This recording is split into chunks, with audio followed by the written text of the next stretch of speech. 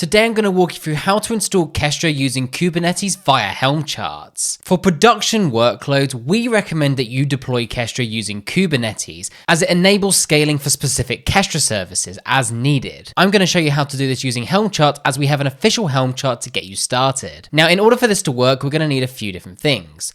I'm going to use Docker Desktop for my Kubernetes cluster, but you feel free to use anything else for your cluster. To make sure that my cluster is working, I need to go to Docker Desktop and I need to make sure I select to have the context Docker Desktop and rather than something else. As you can see here, I have a number of other clusters that I have used in the past. And on top of that, I'm going to need to install Helm, which is what we're going to use to be able to set this all up. So on macOS, that would be brew install Helm.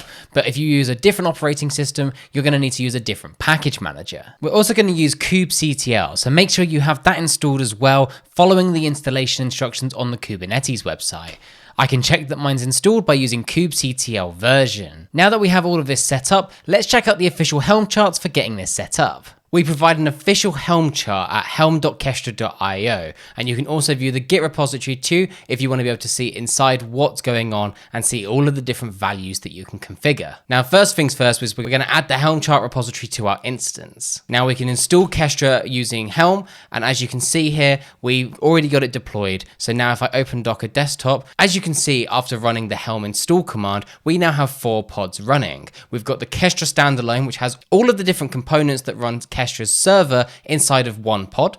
We also have one for Docker in Docker, which is what we use for running things like script tasks with a task runner. We can also see the internal database is stored here as PostgreSQL, as well as the internal storage using min.io. Now, in order for us to be able to access this, what we need to do is now run this command to export the pod name as an environment variable, like so.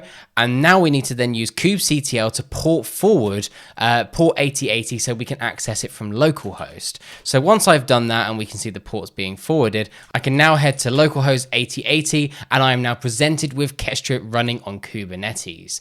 Now this is great and all, but there is much more we can do to configure how we want Kestra to run inside of Kubernetes, such as running all of the separate components as their own standalone pods, rather than in one combined pod. What we can do on our instance is create a values.yaml file, and inside of here is where we can configure how we want Kestra to work. Now we can actually look in the Helm charts repository to get an idea for what these values should look like, and so here you can see these are all of them, and we don't need to actually rely on all of these. These are sort of the default values, but it does give us a pretty good idea of how it works. For example, we can see under deployments, which for us we've just got in here, my example, I've turned off standalone, but I've enabled every other component. But if we want to, we can add many more configurations for each of those components too if we want. Something else I've added is added a number of secrets as environment variables like I would using the Docker installation, and I've encoded them here with base 64. So now if I go into Kestra, I'll be able to access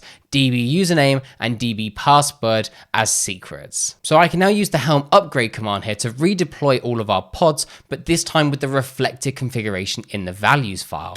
So when I do this, we'll see that now if I go over to our Docker desktop, we'll see that we're going to see a load more pods launch now because we've asked all of those components to run on their own separate pods. I can then port forward again and we can go back here and see that Kestra is now running on port 8080, but with all of those components in their own pods, which helps us with scaling because we can then modify the resources that each pod has depending on what workflows we're using and how intensely they're using the different components. Inside of the values.yaml file, we can modify various things. For example, here's the image that it's using for Kestra, but we could specify that it uses the develop image if we would prefer. We can also add any of the configuration inside of the configuration reference here as well. So if you want to add things such as maybe a plugin default or other things to your Kestra preferences, such as turning off tutorial flows, you would do that inside of here. Hopefully that's helped you get Kestra set up with Kubernetes. Let us know how you're using it and if you'd like to see further guides on getting it deployed in production on the cloud.